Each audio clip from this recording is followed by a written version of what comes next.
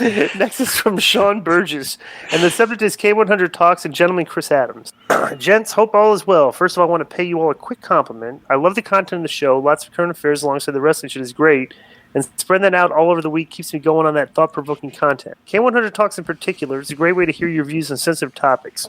Anyway, for Disco, I'm emailing after the Braves took a 3-1 lead in the World Series. Where does Dansby sit in the rankings of the Marietta Hall of Fame, above or below Buff?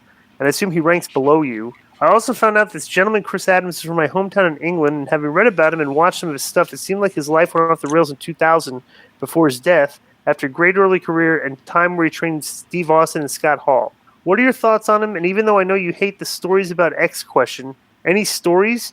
I saw a decent match between him and NWO Konnan.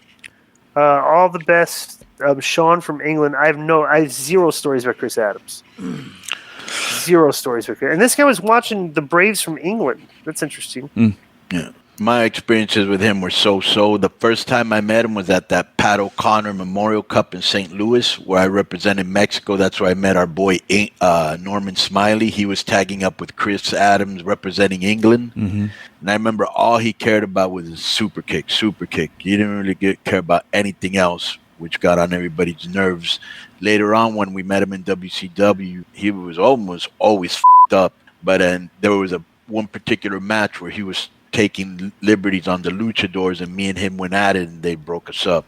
But he was a great worker.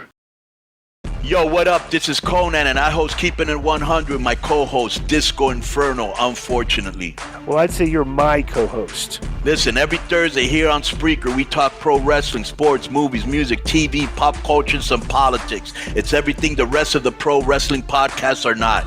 Tune in to hear myself, the superior one, educate and inform. Tune in to hear me bury Disco. That's very disrespectful. Join us every Thursday on Spreaker and keep it 100. Boom!